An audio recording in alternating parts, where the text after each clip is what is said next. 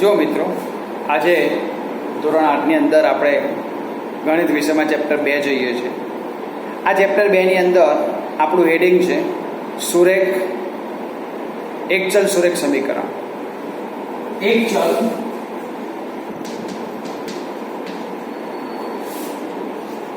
સુરેખ સમીકરણ. એક ચલ એટલે કે આખા સમીકરણની અંદર જે પણ અજ્ઞાત સંખ્યા વપરાયેલી છે એ અજ્ઞાત સંખ્યા એક જ હોય, એક સરખી જ હોય. એટલે કે જો આખા સમીકરણની અંદર જો ચલ તરીકે આપણે આલ્ફાબેટ એક્સ લીધો હોય તો બધે એક્સ એક્સ જ આવે, જો વાય લીધો હોય તો બધે વાય વાય જ હોય, ઝેડ લીધો હોય તો ઝેડ જ હોય. ટૂંકમાં જે એક ચલ વપરાય છે માટે અને એક ચલ સમીકરણ કહેવામાં આવે છે. બીજું કે એની ઘાત હંમેશા એક જ હોય, ચલની ઘાત હંમેશા એક જ હોય એટલે એને સુરેખ સમીકરણ પણ કહેવાય, સુરેખ પણ કહેવાય છે. ટૂંકમાં ચલ એટલે શું? પહેલા તો અજ્ઞાત સંખ્યા માટે વપરાતા અંગ્રેજી મૂળાક્ષરને ચલ કહે છે, જે એક્સ વાય ઝેડ ટી ગમે તે હોઈ શકે.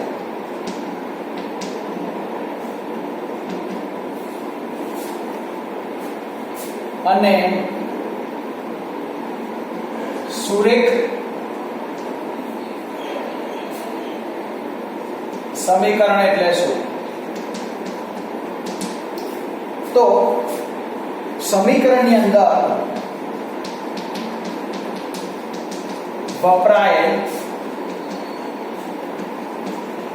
ચલ ઉપરની ઘાત એક જ હોય, તેથી તેને સુરેખ સમીકરણ કહે છે. એકથી વધારે ઘાત જ ના હોય ચલ ઉપર. મિત્રો, હવે આમાં આપણે સમીકરણને સોલ્વ કરીને મીન્સ કે એનો ઉકેલ શોધવાનો છે. આ ઉકેલ શોધવા માટે તમારે આ બાબત ખાસ ધ્યાન રાખવાની છે કે જો બરાબરની ડાબી બાજુ એટલે કે આપણે એને લેફ્ટ હેન્ડ સાઈડ લઈએ છીએ, જેને આપણે ડાબા કહીશું, જ્યારે બરાબરની જમણી બાજુ છે જેને રાઈટ હેન્ડ સાઈડ એટલે જબા કહીએ છીએ. જો કોઈ સંખ્યા ડાબી બાજુ ધન સ્વરૂપે આપી હોય અને જો એને જમણી બાજુ લઈ જવામાં આવે તો એ ઋણ નિશાની સાથે બતાવવી પડે છે. એ ઋણ નિશાની સાથે લેવી પડે, માઇનસ નિશાની. એવી જ રીતે જો માઇનસ ઋણ સંખ્યા જો ડાબી બાજુ લઈએ તો ધન થાય. એવી રીતે જો માઇનસ હોય ડાબી બાજુ અને જો એને જમણી બાજુ લઈ જઈએ તો પ્લસ થાય. જો કોઈ સંખ્યા ગુણાકારમાં હોય તો જમણી બાજુ લઈ જઈએ તો ભાગાકારમાં જાય. જો ભાગાકારમાં હોય તો એ ગુણાકારમાં આવે છે. ટૂંકમાં ડાબી બાજુથી જમણી બાજુ જાઓ તો આ ચિહ્નો બદલાઈ જાય છે. એવી રીતે જમણી બાજુથી તમે ડાબી બાજુ આવો તો પણ ચિહ્નો બદલાય છે. આ બાબત ખાસ ધ્યાનમાં રાખવી જરૂરી છે. આમાં મોટા ભાગે આપણે શું કરીશું? ચલ જે ચલ આપેલા હોય એને ડાબી બાજુ રાખીશું અને સંખ્યા છે જમણી બાજુ લઈ જઈશું.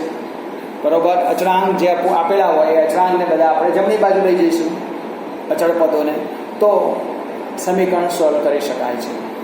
આ બાબત આપણે કેટલાક ઉદાહરણ દ્વારા સમજીએ છીએ. હવે જો મિત્રો, સ્વાધ્યાય 2.1ની અંદર જે પહેલા 3 સમ આપણને આપેલા છે, x - 2 બરાબર 7 છે, y + 3 = 10 છે, 6 + 6 = z + 2 છે. આ એક સાદા દાખલા છે જેના ઉપરથી આપણને વધારે આઈડિયા આવશે. અહીંયા જે -2 છે આપણા, એ -2 ને મારે જમણી બાજુ લઈ જવા છે. તો પહેલા હું જેને લઈ જવાના છે એના સિવાયના પદો છે હું પહેલા એમને લખી નાખીશ, x = 7.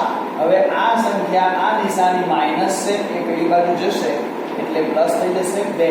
એટલે ડાબી બાજુથી જમણી બાજુ જાઓ તો તમને પ્લસ કરવા પડે.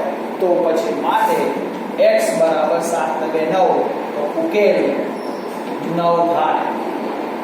એવી રીતે મિત્રો અહીંયા પ્લસમાં છે, આ સંખ્યા +3 છે, તો +3 ને આપણે જમણી બાજુ લઈએ તો y બરાબર શું થશે 10 - 3, તો માટે y બરાબર 10 માંથી 3 જાય તો 7. તો આ જવાબ, આનો જવાબ ઉકેલ 7 મળે છે. એવી રીતે અહીંયા ચલ જમણી બાજુ આપેલું છે, તો આ 2 ને ડાબી બાજુ લેવા પડશે. તો માટે 6 - 2 = z. તો અહીંયા ધન હતા એટલે ડાબી બાજુ આવે ત્યારે પણ એ ઋણ જ થાય. તો 4 = z. માટે ઉકેલ 4 મળે. આ સાદા દાખલા. હવે ઘણી વખતે આવું પણ આવે, દાખલા પાંચમો કે 5x = 12. 5x = 12 છે, તો આ 5 ને તમારે જમણી બાજુ લઈ જઈએ તો x બરાબર શું થઈ જાય 12. અહીંયા 5 અને x બંને વચ્ચે ગુણાકારનો સંબંધ છે. જો એને બરાબરની જમણી બાજુ લઈ જાઓ તો ભાગાકારમાં એટલે કે છેદમાં લખવા પડે. તો x બરાબર અને 5 આ છે એ અશુદ્ધ અપૂર્ણાંક છે. અશુદ્ધ અપૂર્ણાંક કોને કહેવાય? અંશ મોટો છેદ નાનો અશુદ્ધ અપૂર્ણાંક કહેવાય. અશુદ્ધ અપૂર્ણાંક હોય તો આપણે એને શું કરવું પડે? મિક્સ અપૂર્ણાંકમાં ફેરવવું પડે, મિશ્ર અપૂર્ણાંકમાં. તો મિશ્ર અપૂર્ણાંક કરવા માટે પહેલા 5 ને એમને નીચે છેદમાં મૂકી દો. 12 ને 5 વડે ભાગો તો 5 × 2 = 10, એટલે કે 2 ભાગફળ આવે અને જે શેષ 2 વધે 2 શેષ ઉપર આવશે. આ જ દાખલો કદાચ આમ હોત 6x = 12, તો x બરાબર શું થશે? 6 અહીંયા ગુણાકારમાં છે તો 12/6 છેદ ઉડી જાય તો તમારે છેદ ઉડાડવાના. 6 × 12, તો આનો ઉકેલ થાય 2. જ્યારે આનો ઉકેલ થશે 2.2. એવી જ રીતે મિત્રો આપણે આગળ એક દાખલો જોઈએ છે, જે છે ક્વેશ્ચન નંબર 6. t/5 = 10 છે. હવે અહીંયા 5 ભાગાકારમાં આપેલા છે, છેદમાં એટલે ભાગાકારમાં કહેવાય, અને બરાબરની બીજી બાજુ લઈ જાઓ તો ગુણાકારમાં જાય. માટે t = 10 × 5 થશે. તો માટે t = શું થશે? 15. તો ઉકેલ શું થશે? 50. તમારો આ જવાબ ઉકેલ છે, સાચા છે કે ખોટા તમને કઈ રીતે ખબર પડે? તો મિત્રો આ સંખ્યાને તમે તમારા ચલની જગ્યાએ મૂકો. ચલની જગ્યાએ એ સંખ્યા મૂકતા 9 - 2 એટલે 7, તો જમણી બાજુનો જવાબ મળશે. અહીંયા 7 છે ઉકેલ, તો 7 + 3 કરો તો આ 10 મળશે જ. એવી રીતે અહીંયા 4 જવાબ છે, તો 4 + 2 કરો 6 એટલે z મળે. ટૂંકમાં ચલ જે આપણને ઉકેલ મળે છે એ ઉકેલને તમે તમારા ચલની જગ્યાએ મૂકી તમે તમારા જવાબની ચકાસણી પણ કરી શકો છો. હવે આના જેવા બીજા આગળ કેટલાક દાખલા જોઈએ છે. જો મિત્રો આગળ મેં કેટલાક જે દાખલા જુદા જુદા પ્રકારના મૂક્યા છે. આ જુદા જુદા પ્રકારના દાખલાનું કેવી રીતે સાદુરૂપ આપીશું.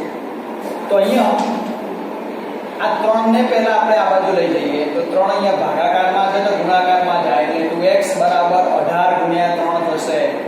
તો 18 × 3 એટલે કે 2x = 54. પછી 2 ને નીચે લઈ જઈએ, 2 અહીંયા ગુણાકારના સંબંધમાં છે, તો જો બરાબરની બીજી બાજુ લઈ જઈએ તો શું થાય? ભાગાકારના સંબંધમાં આવે.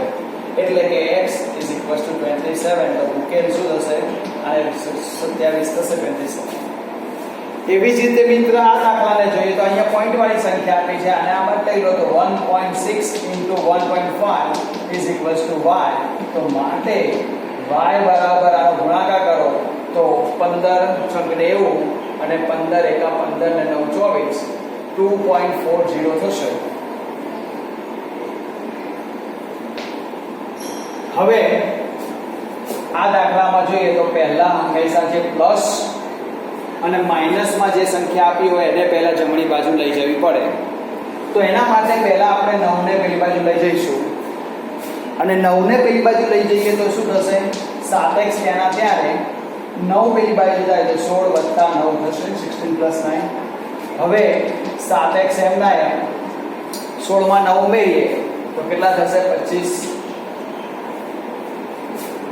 પછી આ 7 ને તમારે નીચે લઈ જવા પડે તો x બરાબર 25/7 એટલે કે x બરાબર આને ભાગાકાર ના થાય તો આપણે શું કરીશું અશુદ્ધ પૂર્ણાંક હોવાથી મિશ્ર પૂર્ણાંકમાં ફેરવીશું મિશ્ર પૂર્ણાંકમાં ફેરવવા માટે મેં હમણાં કીધું એમ 7 એમના એમ નીચે જ આવે પછી 25 ને 7 વડે ભાગો તો 7 તરી 21 એટલે 4 શેષ વધે તો જે શેષ આવે એ ઉપર આવે ભાગફળ આવે એ બાજુમાં મૂકવો પડે તો આ રીતે હવે 8 આમાં જો તો એના જેવો જ છે દાખલો 8 ને પહેલા પેપર લઈ જાઓ તો 14y is equals to 13 plus 8 માટે 14y is equals to 21 so y is equals to 21 by 14 હવે આ સંખ્યા છે 7 વડે ઉડી શકે તો 7 તરી 21 7 તો 14 બરાબર 3/2 અને મિશ્ર પૂર્ણાંકમાં ફેરવીએ તો મિશ્ર પૂર્ણાંકમાં થાય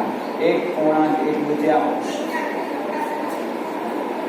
મિત્રો અહીંયા સંખ્યા આપણને પહેલા આપી છે ચલ વાળું પદ પછી આપ્યું છે તો એમાં તમારે ફક્ત જે ચલ અચળ પદ હોય અચળ પદને જમણી બાજુ લઈ જવાનું એટલે કે 60 બરાબર 9 - 17 તો માટે 60 બરાબર 17 માંથી 9 મોટી સંખ્યાની નિશાની મૂકો માઈનસ આવે 17 માંથી 9 જશે તો 8 થશે માટે p બરાબર -8/6 એટલે કે બેને સંખ્યા 2 વડે ઉડે તો -4/3 અને પછી એને મિશ્રમાં ફેરવે તો -1.1 થાય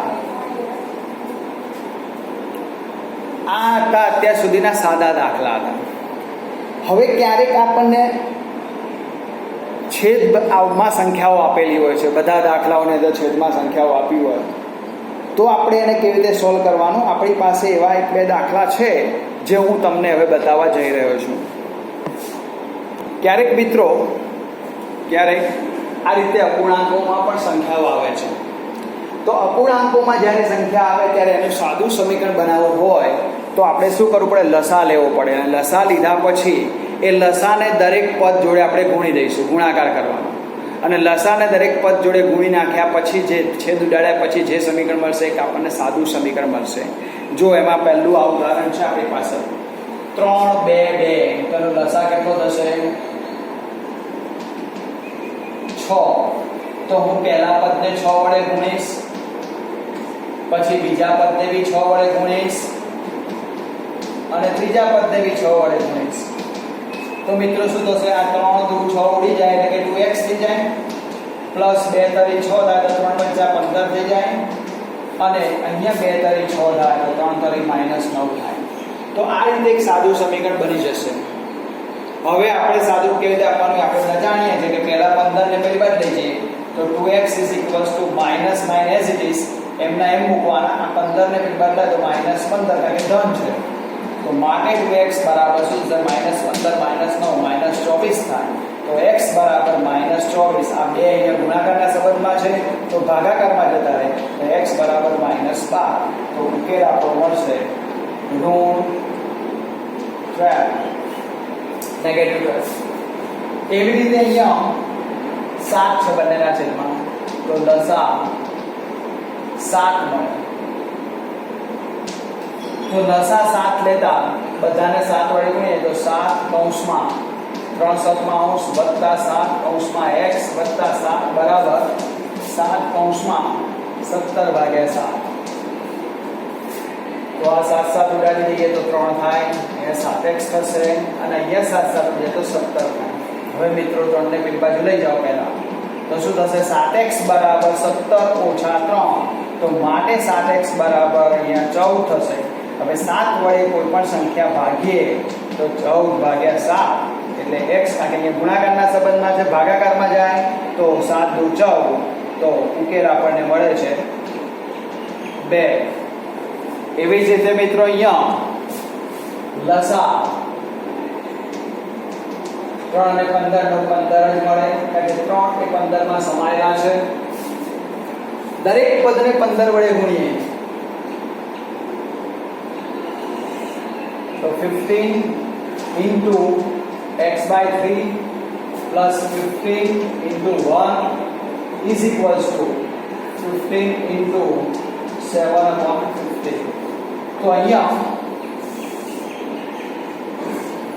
માટે 3 પંચા 15, 5 ઉડી જાય 5x, અહીંયા 15 એકા 15 અને અહીંયા 15 ઉડી જાય 7. હવે મિત્રો 5x સેન્ટીમીટર રાખીને આ 15 ને બી બાદ લઈ જાઓ તો 7 ઓછા 15 થશે. તો માટે 5x બરાબર -8 અને માટે x બરાબર -8/5 એટલે કે x બરાબર 5/2 એમના એમ અને મિશ્ર પૂર્ણાંકમાં ફેરવીએ તો 5 એકા 5 પણ નિશાની શું થાય માઈનસ જ આવે. તો આ રીતે અપૂર્ણાંકના દાખલા હોય ત્યારે આ રીતે ગણી શકાય છે. ટૂંકમાં કોઈ પણ સમીકરણ છે એનું સાદુરૂપ આપવું હોય તો અપૂર્ણાંક હોય તો લસા લઈને સાદા અપૂર્ણાંકમાં સાદા સમીકરણમાં ફેરવી શકાય છે અને સાદું સમીકરણ આપ્યું હોય તો આપણે સોલ્વ કરી શકીએ છીએ.